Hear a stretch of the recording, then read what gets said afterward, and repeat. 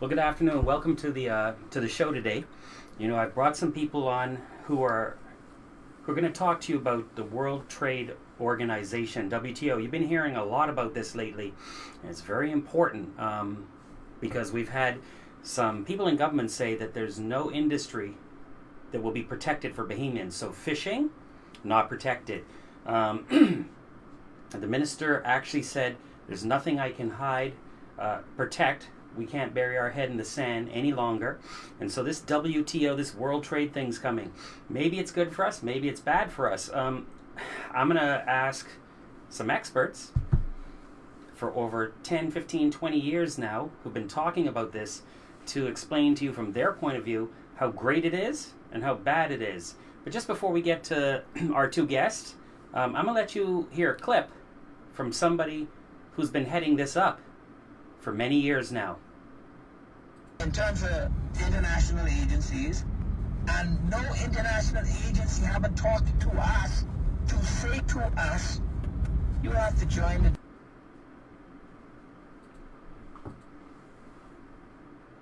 In terms of international agencies, and no international agency haven't talked to us to say to us, you have to join the WTO. When we decided that we were going to, after having observed the WTO for years, we were going to join the WTO. We decided that. And no matter how much you say that, you can say that for the next 365 days, these same people will get on these radio shows and tell you you're being forced to do it. My God, forced to do something which you have not done for 17 years when you put in your application. 17 years! And they still say you've been forced to do it. I mean, I'm amazed.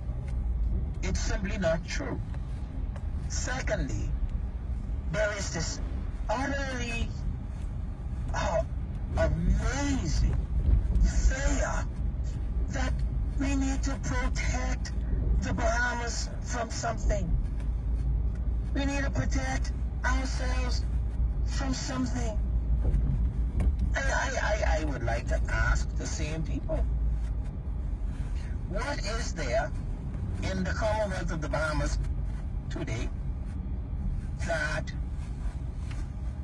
an international person cannot do? What is there? They can't vote. That's true. So the WTO can't force you to make them vote,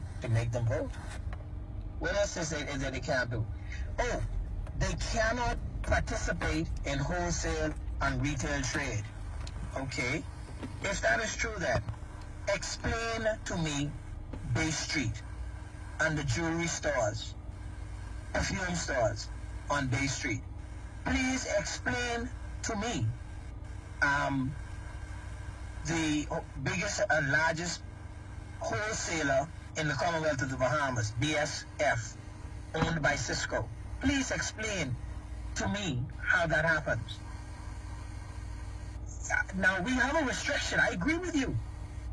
But it wasn't the WTO that forced these non-Bahamian concerns to be participants in there. It happened. We did it. And it's been happening. And I don't hear people getting on the air and saying, oh my God, look at what it... We have vendors today, retailers today, who tell you they are Bahamian retailers. They are struggling to fight against online sales. Online sales. Well, what are you...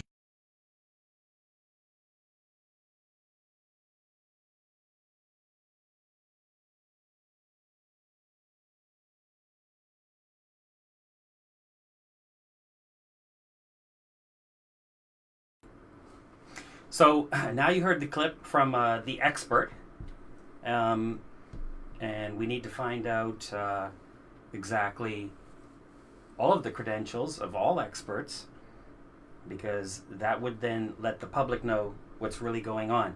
So today we're talking about the World Trade Organization and what it means to you, because we can't have any hindrances at the border. That's no duties, and you have to have basically a one world order. So if a Bahamian can fish the waters of the Bahamas, so can a Dominican, so can a Spaniard, a Chinese, a Russian, a Philippine, or an American. Because, you know, after all, it's a world without borders. But that really doesn't make a whole lot of sense. If you can come here and mine my aragonite for 2.5 million, and I can get the same license for 2.5 million, and I can mine it, you may have more money and can outspend me. If a fishing license is $100,000 or $1 million a year, you may have a bigger boat and have that $1 million as the country of Spain, where I, as the individual fisherman from Andros, Long Island, or Spanish Wells, don't have the license fee. And so if you put a tracking device on all my boat may have to stay parked. So the future for Bahamians, with the Enterprise Bill, the European Partnership Agreement, the Enterprise Bill of 2018, you need to read it, it's one page. And the World Trade Organization Ascension, full ascension, by Christmas of 2019. Individually, those are damning enough. Put them together, and you have the perfect storm. So with me today, I have Fane Thompson, Jeff Davis, and we may have some special guests coming in. But let's start with Fane. Fane, you want to explain who you are and how long you've been looking at this and your thoughts on World Trade Organization. And can you give me the pros that Mr. Winder and Mr. Lang were speaking to? Because let's not be biased. Let's give the point of view of what the pros are supposed to be, and then let's explain what possibly could be.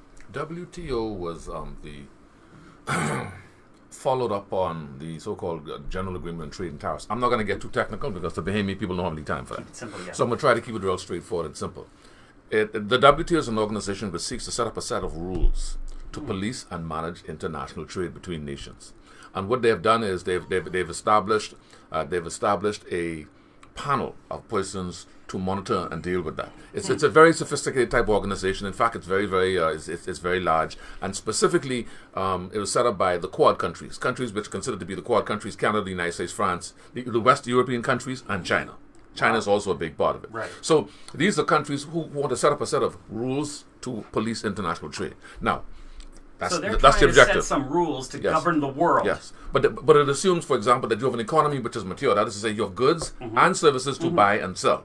And you're also fairly large, and you have an ability to sell what you're not good at making. Sorry, to buy what you're not good at making, and to sell what you are good at making. So a fair exchange. In other words, if I was good at making shirts, you make shirts. Then China makes cars. I buy their cars. I would sell shirts to them, and I'd buy their cars. Exactly. What does it do to countries that don't really make anything? Well, that's the problem. This is it. This is where the small developing countries have always complained about these type organizations, which really seek to assume that they can compete in a market which is a mature market. For example, the Bahamas is a very new country. We're not a mature capitalist market. Let's call it what it is. So it's a developing market, so to speak, and we only offer really on the international scene services. And we have resources. We do like have resources. aragonite. We have potentially oil and fish. We do. And so but those may be in danger. Exactly. But the difficulty with the WTO rules is that it sets as a standard that once you accede to it or join the WTO, you cannot impose rules upon your neighbors or any country in the world,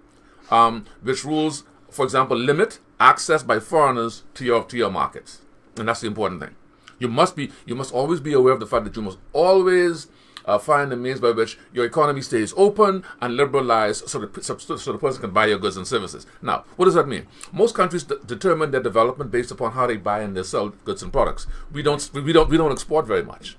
Officially, we don't know how much, for example, how much aragonite goes out of this country every year, but we don't export officially very much. Maybe some lobster tail and some liquor from the liquor. I think it's about 100 million or yes. So we don't really have that type economy. It means on therefore the books. Yeah, exactly. Off the books, it's billions. Yeah. But But it means therefore then that we have to find the means by which we protect one, our economy, because it's a new economy, and also two, because it's an immature economy. But the minister said there's no industry that will be reserved or protected. So let's go further. Or transportation. Let's go further. I have been watching this conversation now for almost 20 years. Wow. I have seen various incantations of this. For example, Mr. Winder is known to be saying that there is nothing that we can protect anymore in this country because essentially we are competing on the world stage and we can no longer protect.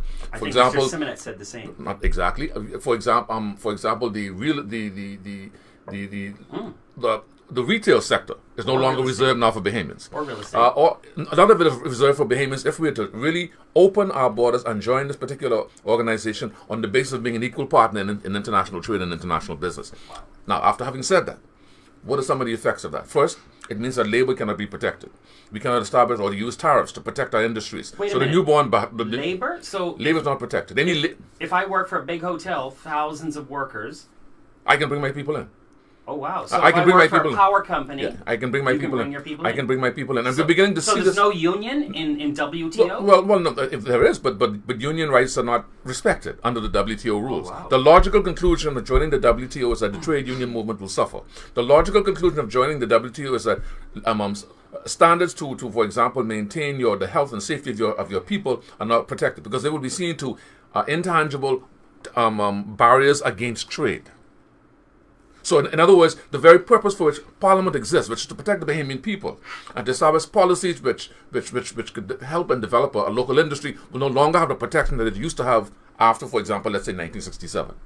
Up until the 1980s, and less so nowadays today. We know, for example, of the Commercial Enterprises Bill. The Commercial Enterprises Bill specifically speaks to the need of joining the WTO. It will permit companies to do exactly what they want to do, to apply for a place to do business in the country, and if they are refused, they're automatically given the immigration status and the workforce that they've applied for if the government fails to act in a timely manner. You're familiar 14 with days. You're familiar with the Commercial Enterprises Bill and the effect that it will have on the country. If I wanted to, at some point, like the phone company was sold, Yeah. by the power company, I could buy the power company. And also I could make the jobs redundant. And the Swede can also buy the power company, and a Dane can also buy the Right. company, and the Jamaican can also buy the company. So as a Swedish man, I could buy the Bahamas Power Company, and I could bring in my Swedish employees Yes. because they're experts, Yes. and they would have whatever on the application. We no longer have that qualification that they have to be experts. They wow. simply need to establish that they need I certain, need the employees. certain people, etc. And that's the case. The And standard in 14 today. days, I could have my permit. The standard today is a very rigorous standard, and it favors the foreign investor. But having said that, there are no reservations that I know of that our government or our negotiators are arguing for to protect the economy against this kind of onslaught which is coming our way. Now, Mr. Wind has made it very clear. We are going to be going into this, and we are going into this with no protections. The world is wide open now, and the Bahamas must join on the same footing. We cannot afford to do that. And what was my concern, Graham, when I heard the announcement about Mr. Lang stepping forward and speaking to this WTO businesses, I said to myself, well, okay now. He was the minister, I understand, who would have been responsible in the early stages, I think, of this whole accession business having started, if you remember. And so he's come back now to complete the process, I gather, of the country joining. I'm only interested in knowing. He's the expert. Yeah, exactly. What gives him the expertise? What are his- it can't. what are It his, cannot just be his BA credentials? It cannot just be a BA degree in economics. It just cannot be that, because the people who he will be sitting down talking with him, and one of our friends who's sitting in the room will soon speak to this. The people who he will be sitting down speaking with will be PhDs in economics, trade lawyers, hundreds of representatives of different countries when they negotiate these terms, not just one man with barely a bachelor's degree in economics. We are up an onslaught. Not to be disrespectful. I don't want to be disrespectful. No. But you simply cannot say, well, because you started the whole process, or the government that you were part of started the whole process, there's someone that gives you the expertise to sit down in a room and literally negotiate away the sovereign rights of our nation. Jeff Davis joins us now. Jeff, you and I have, we've actually gone to a meeting with 250 other Bahamians at the Hilton a few years ago. I think it was like 2010. And we spoke to His Excellency Mr. Shark. And I asked His Excellency Mr. Shark, why did they send a shark to the Bahamas for this event? And my cousin was there, and he told us some stuff. And I asked Mr. Shark, what country in the world is better after WTO joining than before? Yeah. And we looked at Haiti, which has sweatshops, and we looked at Jamaica, which they export some stuff, but they have a lot of bauxite, and that now has been that's been extracted. What is your view on this? Thank you very much, Graham. I think, Fiend, you set the pace very well in outlining the historic negative impact and influence and controlling and domineering mindset of the people who've developed this process called the WTO. I want to say to viewers that the Bahamas is a member of the OAS. Bahamas is a member of the United Nations. Bahamas as a member of the British Commonwealth of Nations, 53. And of course, we are in the Western Hemisphere, from Chile to Canada, are 34 nations. We were a part of NAFTA. We were a part of free trade agreements of the Americas. And we were part of the Caribbean Basin Initiatives. Many economic institutions we signed on. Presently, we are 9/10 on to signing a full agreement with the WTO. I'm fully against this process. I'm fully against this very sophisticated, Fane said it right. It is a sophisticated mechanism, an organization designed by nations that are years old, many years old, as an economy, as a culture, as an historic world power, for that matter. Now, in 1979, the Bahamas hosted the Lomé Convention. What was Lomé? It was hosted in Freeport. The Lomé Convention was a meeting of the ACP, the African, Caribbean, and Pacific states met with the EEC, the European Economic Community.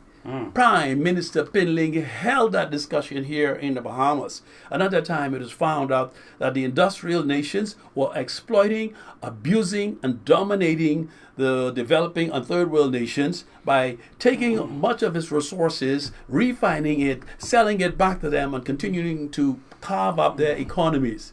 So far then in the Bahamas, we signed the EPA, like Graham Edwards said. The EPA, or the European Partnership Agreement, opens our borders, like Fiend Thompson said. Yeah. Imagine the Bahamas then with 100,000 square miles of water, much more than that, 140,000 or so, 5,440 square miles of land, a very small population. One of our exports is listed as junk cars or iron or scrap. Okay? Could you imagine our service economy is going down very, very rapidly because of the commercial banks and the the digitizing.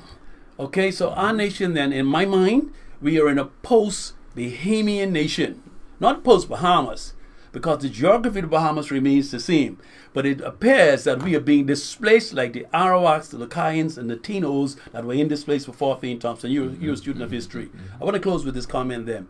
The WTO then is not a necessity because ships come to Freeport from 30 nations as it is. And there's no free trade. So whenever the government allows other nations then, we import about 93% of the products that we are using in our nation, or even higher. If we remove the tariffs and trades and levies on products coming in, the government intended to VAT us, and that's why they did the VATing. The recently increase in VAT, both government of the Bahamas in the last 10 years, they knew that this was coming.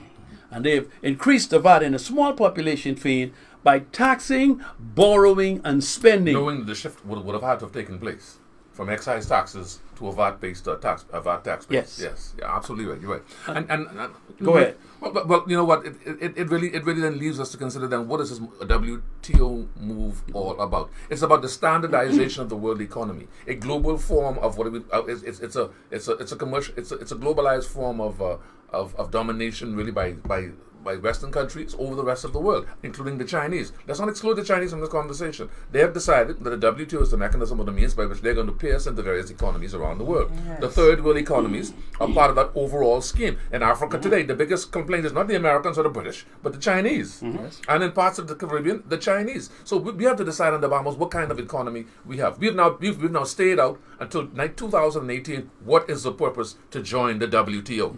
What is the purpose? What is the big benefit? What is the big gain by joining the WTO? Norman Gervan, a very well-known West Indian economist and scholar, makes the point in one of the articles that he writes. Norman Gervan, for those who want to check, Girvan, makes the point that when you speak about small developing economies joining such an organization, you must demand reservations which protect your nascent, your newborn economies so that they may grow and develop.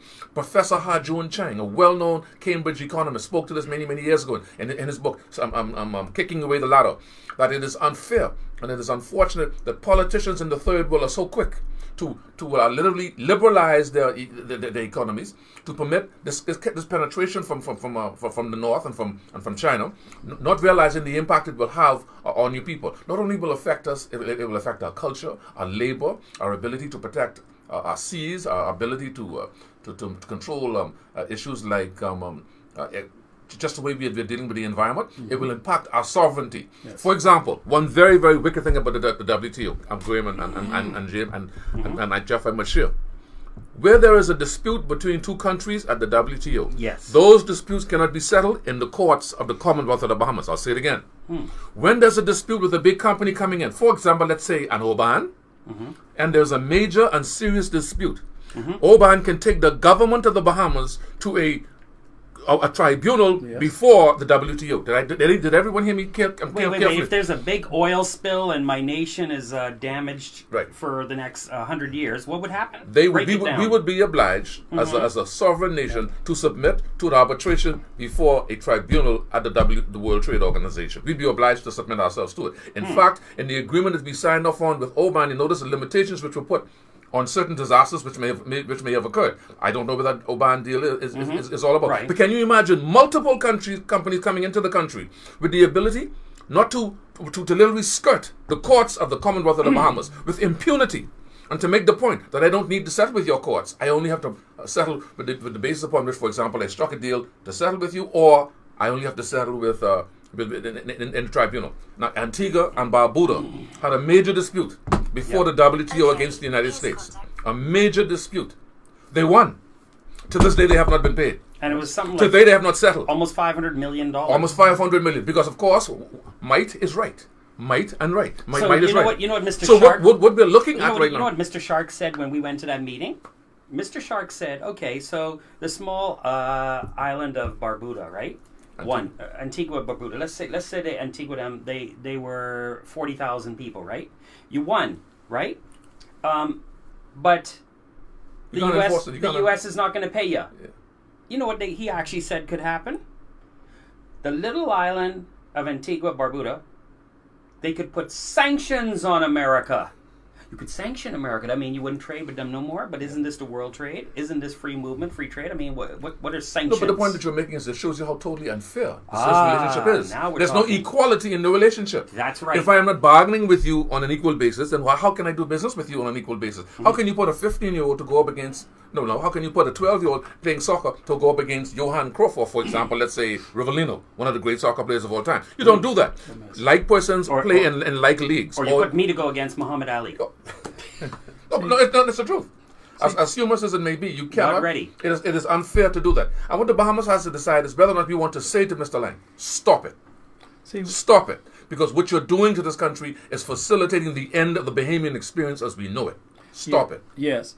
We have a way of life after 45 years. It appears that the first generation of Bahamians are selling out the second and third generations with this particular ubiquitous and bitter and sophisticated trap called the WTO. Where we are as a people, we know for sure that after 1.5 years in office, $2 billion was easily loaned to the government of the Bahamas. So if you're borrowing, you are spending, you're firing, and now you're liberalizing. Opening up the economy. Yes. You're liberalizing. That's right. Guess what else? And you are taxing us. Yes. But he forgot about the $2.5 billion extra that's been collected in VAT, along with the 1.7 borrowed. So we almost hit what, $4 or $5 billion? See, so yes, that's the point I'm trying to make. Right here in the Bahamas, we have money gone? A community called the Northern Bahamas, Grand Bahama, Abaco, and Bimini. They are decidedly different from other portions of the nation. Maybe the central and southern part of the Bahamas. We could morph an economy in Grand Bahama, utilizing our natural sources of Great Bahama Bank. And what should we do? We should refine the wonderful product of our sand in Grand Bahama into multiple products that reduces now the cost of living in the Bahamas. And we should have additional monies coming in from export. Let me finish this. So if aragonite, oolite, and silica contained in our sands, if they can make glass and tiles, they are making glass. And sand is mixed with aragonite to produce a new commodity, hard industrial hard plastic. Hear me, Bahamas. we have a nation with a lot of wealth below the waterline. So the very makeup of the Bahamas as a limestone nation, that's why they're digging the rock out in Bahama Rock. That's why they formed all those canals in Freeport. Here we are then. But we tell our citizens that the sand, the aragonite, the rock, these things don't have much value. We get $2 a ton and maybe a little $2 million a year license. Okay, since it has no value, right? It has no value, gentlemen. But it does. Let's stop the export of all sand, rock, aragonite from this country. Let's make the products in Freeport. Instead of selling the sand for nothing, let's make the glass, the screens on these phones, and sell these for $100 each. Let's sell the products it makes. We don't need to sell the resources anymore because they're worthless. Nobody really wants them. So let's start turning them into paint, into fertilizer, into drywall. You own a fertilizer company, you own a drywall company, you own a paint company, Bahamians, and joint ventures because we don't have the capital. So the foreign guy can come bring the capital, and we have a joint venture in a drywall company. We use our sand, he's not allowed to have it, or aragonite, and we make the products and export them is what you're saying. You know, someone said to me once, and the fact the former Cuban ambassador said to me, and he said this to me in Havana one day, he said, unfortunately, too many countries in the third world are prostituting themselves. Yes. At the altar of free enterprise and at the altar of by any means necessary let's develop, we have flung our doors open. We take whatever backup goes. They call it market forces. Market forces, whatever, and the biggest free marketeer, fundamentalist, orthodox kind of guy who believes in this nonsense is the man with the BA degree, Mr. Lang. And no disrespect intended, but I want someone who understands the subtleties of economics and political and economic development to represent me in the table, and someone who's prepared to say. And first, I'm going to say today that what we should be doing is demanding a referendum before the government signs off on the accession to the WTO. Yes. The Bahamian people must demand a referendum. Yes. Do not allow politicians to carry this conversation, because you know what they will say, like how Mr. Lang said in that little clip. But we agreed many years ago, Mr. Lang, I have never voted. I have never authorized you or anyone in my name to negotiate the sovereignty of the Bahamas away. Correct. That's correct. And at this point, what I want to do is I want to bring in some other people to talk on this conversation. We're gonna be right back with part 2, gentlemen.